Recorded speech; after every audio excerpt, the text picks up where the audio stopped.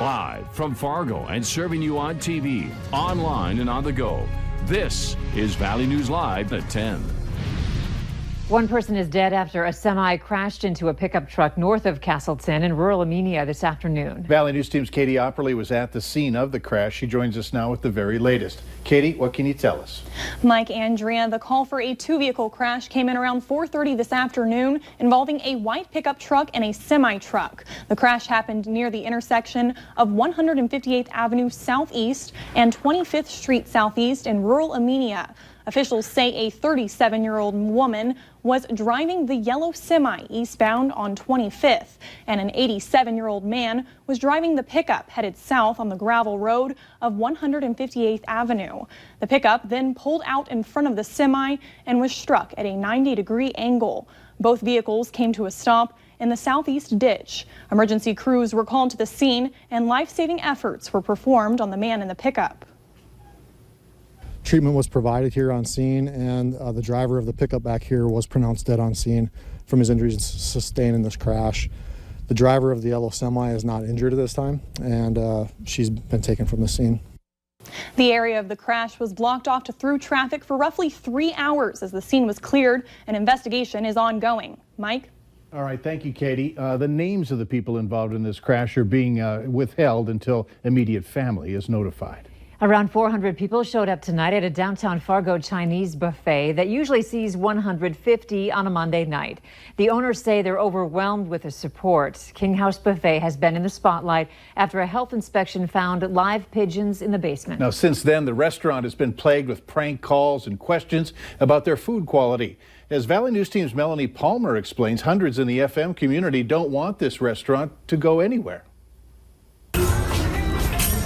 This is the best Chinese buffet downtown. For Cassidy Schnazi, the King House Buffet is more than just a restaurant. It's a place he's been going to for decades and a tradition he's carried on. It's just a pillar of the downtown community. You know, my parents have gone here, I'm going there, and my kids going there now. And that's why tonight was so important. You see, Schnazi heard about the recent headlines involving King House Buffet. Those are the ones talking about their recent health inspection, which revealed pigeons living in cages in the basement. Health officials say the pigeons were kept privately and separately from the restaurant's food operations. But rumors spread like wildfire all across social media with false claims about what was found during that inspection. So Schnazi wanted to stop those rumors in their tracks. I actually created the event for my circle of friends, and I made it public for being able to share it to their circles and that kind of thing. He made a Facebook group with a simple request, asking anyone to stop by the buffet for dinner tonight. The people lining up outside the doors now is really cool to see that it's definitely a community situation. And that request turned into hundreds of people stopping by. In fact, there was so many, there was a line out the door. And for devoted customers like Schnazi, seeing this kind of support was heartwarming. It's one thing when you feel something in your heart about it, but it's another thing when you have a community that also validates that feeling too. In downtown Fargo, Melanie Palmer, Valley News Live. Some people who stopped by placed an order and paid but didn't bring home the food. They told us that they didn't want to add more work for the owners, but still wanted to show their support. North Dakota will have extra law enforcement patrols running from July 1st to August 11th as part of the statewide Click It or Ticket campaign. The DOT is reminding you to buckle up ahead of Independence Day. New data shows 82% of North Dakotans wear their seatbelts. In nearly 64% of motor vehicle fatalities this year in the state, people were not wearing their seatbelts at the time of the crash.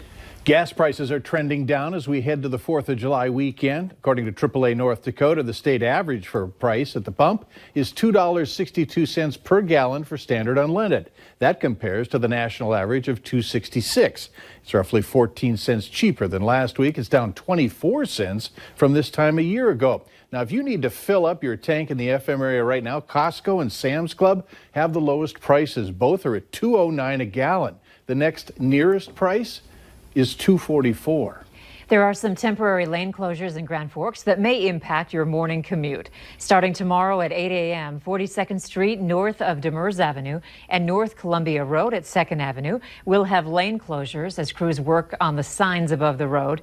Southbound traffic will be down to one lane. The lane closure on North Columbia Road will still be moving throughout the day as crews work.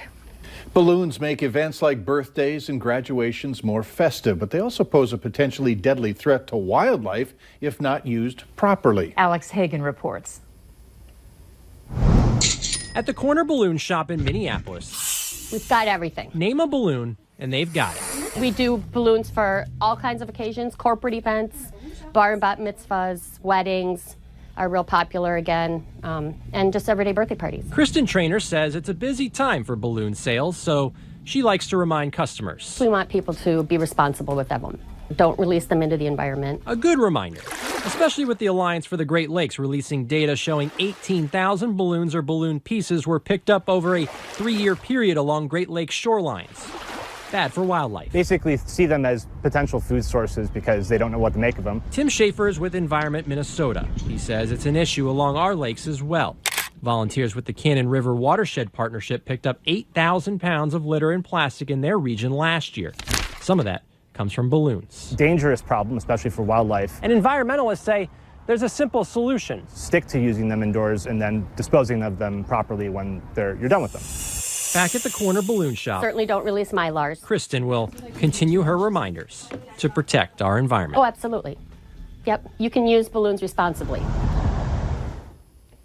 Here are some alternatives. For balloon releases, you can release just a few latex balloons and use cotton string instead of the plastic ribbon. Have streamers on wands for wedding send-offs. Release bubbles instead of balloons, or place floating flowers in a river or lake and watch them float away.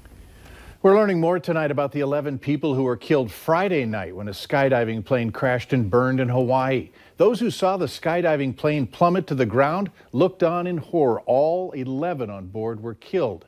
Witnesses say just after takeoff, the plane reached only about 100 feet, spun twice, clipped trees before hitting the ground nose first. Answers apparently won't come easy for investigators. Skydiving planes are not required to carry black boxes. The NTSB has made over a dozen recommendations for improving safety, which has yet to receive approval from the federal government.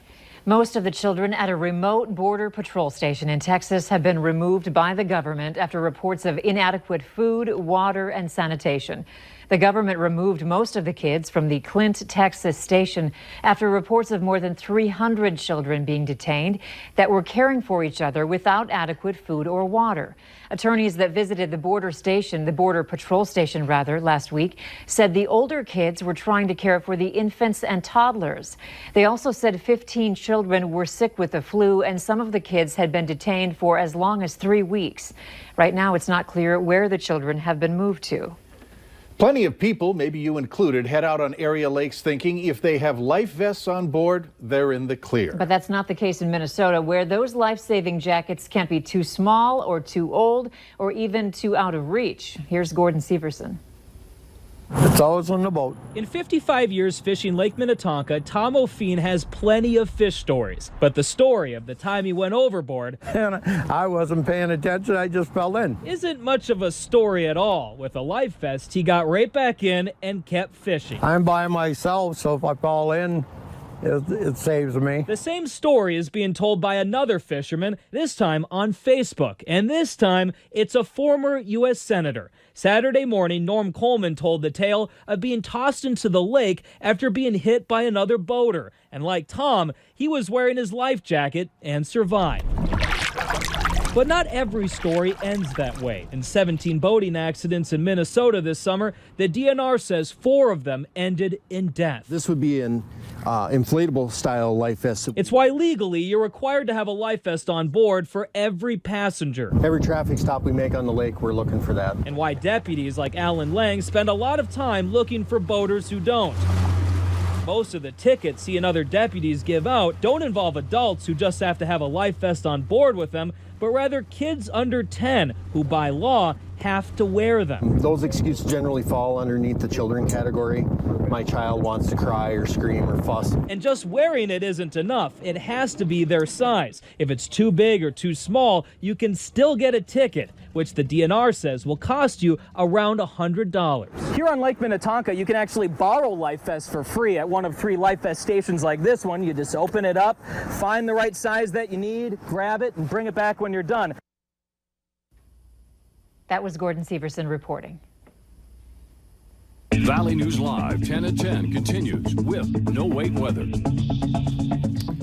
All right, heading into the evening, we've seen a lot of thunderstorms, and boy, they were photogenic tonight. The storm cell that moved from the Dilworth area and, well, just east of Moorhead down towards Sabin, producing some significant hail, was very photogenic. A rainbow, there was a hail shaft on the backside of it, heavy rain, and a lowering wall cloud with, from time to time, what appeared to be a funnel. Certainly some rotation with that cell as it worked its way through. This shot from the Ada area as storms approached. A shelf cloud leading the way, heavy rain also apparent in that photo. Here's a look at what's left from our thunderstorm activity. We do have storms heading towards central Minnesota and another branch working its way into the Red River Valley as we head toward the evening hours. And Lakes Country from Becker County to the north near the Park Rapids area. Some heavy rain, a little bit of lightning, and some small hail potential from the cell that you see moving out of the Perham area to the Highway 10 corridor and points north of Highway 10 at this hour. The rain spreads all the way back to the west of you in the Detroit Lakes area. Some showers and thunderstorms exiting Grant County, and another band heading our way, moving at about 25 miles per hour. We're seeing quite a bit of heavy rain here and some thunder and lightning developing just off to the west of you in Grand Forks at this hour, as we just have a little bit of activity along the international border. Most of these storms, as far as the risk of severe, not so much, but still the possibility for some small hail, heavy rain, and a little bit of lightning with some gusts of wind. Grand Forks, this cell, less than an hour out from you, but it looks like it might be nudging just a little bit to the north. As far as tracking hail, the cell most likely to create some hail in the Perham area right now. Here's a look at a view off to the west and northwest of the FM area in our studios here at Valley News Live. We see some dark clouds off to the west approaching from Barnes County. They will be making their way towards us as we go through the early overnight hours. 64 degrees right now in Fargo, 63 in Moorhead. That's the same reading we have in Wahpeton, Breckenridge. Grand Forks right now, 66 degrees, upper 50s westbound on I-94, and Detroit Lakes right now, 61 on your thermometer. Hour by hour forecast shows band number 1 exiting off to the east and the band approaching the Red River Valley. So our forecast model has a pretty good grasp on what's currently taking place. Set it into motion and watch this branch push its way through the Lakes Country as we go through the early overnight hours, and then it's out of here for most of the night. Still some remnant showers up to the north. Temperatures to start your day near 60, more clouds to the east than to the west, and in the afternoon, as temperatures warm a little bit, a few more thunder showers across northwest Minnesota expected for your day tomorrow, but by the evening, things should quiet down quickly. Once again, 59 to start, temperatures ramping up into the upper 70s as we go through our afternoon. Northwest winds 15 to 25 miles per hour, and that'll keep us below average across the board with the coolest weather tomorrow in central Minnesota. Low 70s and a few upper 60s. Beautiful shot here of the Fosston area. Thanks for uploading your photo. John, here's a look at Wednesday. We start a warming trend, and boy, do we get warm Thursday through Saturday with near 90-degree weather here. For the most part, dry into the weekend. You mean finally a nice weekend? It could be. Yeah. Very summer-like. Thank you.